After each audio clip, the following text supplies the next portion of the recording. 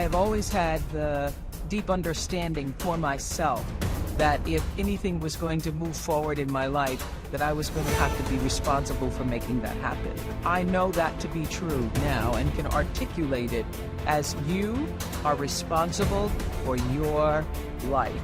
And if you're sitting around waiting on somebody to save you, to fix you, to even help you, you are wasting your time, because only you have the power to take responsibility to move your life forward. And the sooner you get that, the sooner your life gets into gear. This is what I know from doing 25 years and thousands of interviews on the Oprah show. It does not matter where you come from. I have seen people come out of the desert, walk across the desert, being born in the most dire circumstances. Doesn't matter what your mama did, whether she did or had a PhD or no D.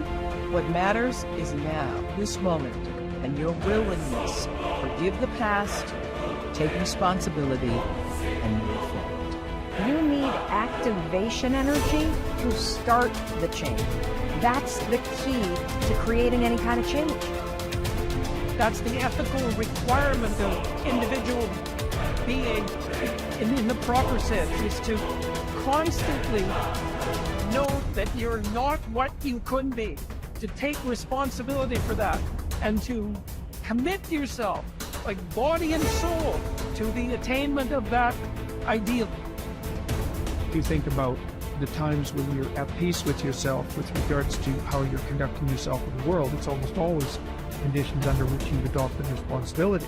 The most guilt I think that you can experience is the sure knowledge that you're not even taking care of yourself, so that you're leaving that responsibility to other people. There is no capability difference between you and someone you consider to be an ultimate role model of success. The only difference is they've learned to use their mind and body with more power on a consistent basis. They've learned to manage their state. They've learned to use their body effectively. Whether they know it or not consciously doesn't matter. And they've learned to control their mental focus. Remember, whatever we concentrate our focus on consistently and strive to learn from it and make new distinctions about it, we will get great at it. I need you to evaluate yourself and ask yourself the question, how are you wired? When you hear the word notice it, when you have a trial or a tribulation, how are you wired? You hold on to it and you recycle it. Do you realize that every day you thought you wasn't gonna make it? Do you remember them days when you thought it was absolutely unbearable and you thought you wasn't gonna endure that one? Do you know that your survival rate for every last one of them bad days was 100%? You survived every hater. You survived all the evictions. You survived the firings. You survived all the trouble you ever been in. Your survival rate is 100%. One of the things you gotta understand, my friend, is that you're supposed to fail. You're supposed to fail, because failure is the stepping stone to success. It's not just cliche. Failure is an experience that lends to wisdom that ultimately makes you a stronger version of yourself. Like, until I make my dreams become a reality, I'm not quitting. I don't care how much money I have to invest. I'm gonna continue to do this until I become successful. All right, I've got a rule called the show up rule. All right, somebody said you can pretend that you care, but you can't pretend that you're there. The only way you can be there is to show up. And what I'm asking you to do for me, you'll never be a failure if you show up every single day. Every single day when I come, I show up and I let failure know. Failure is not an option. So what, it takes 12 years to get a point. Failure is not an option. Failure is not an option. You can't even let it speak into your brain. It's not even a second.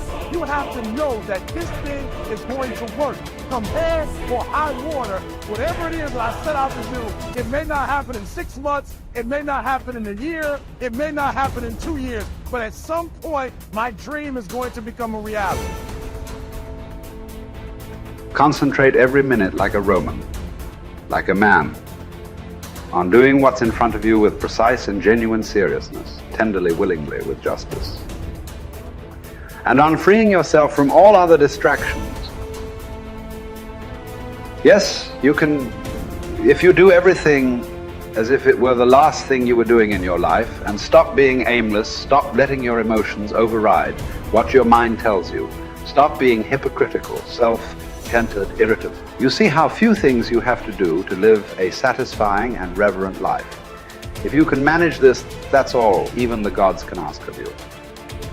Do not disturb yourself by picturing your life as a whole.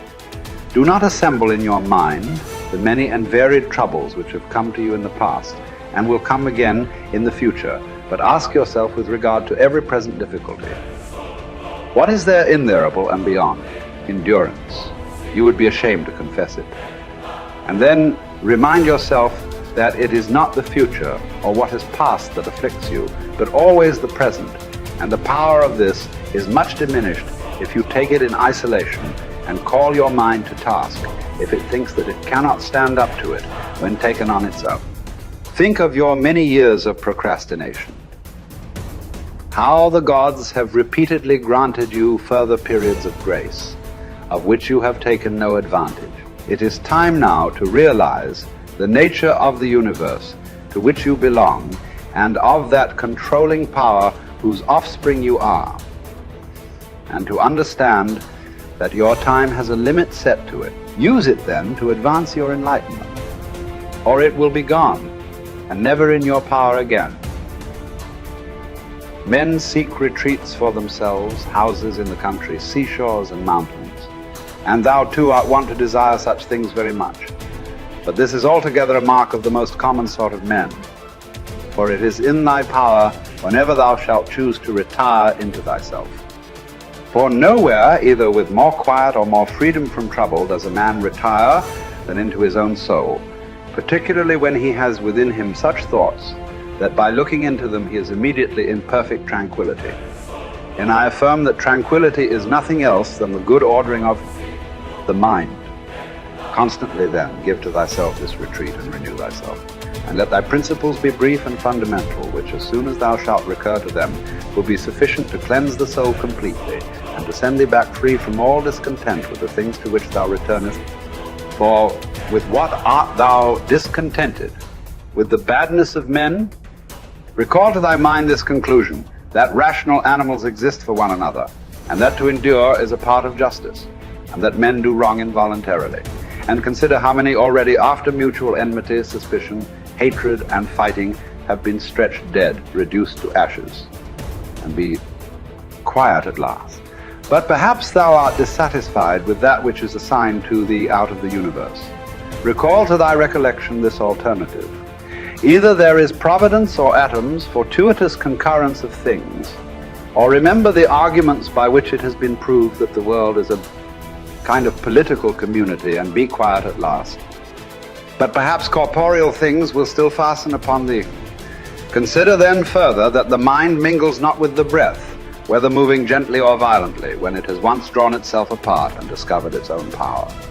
And think also of all that thou hast heard and assented to about pain and pleasure, and be quiet at last. But perhaps the desire of the thing called fame will torment thee.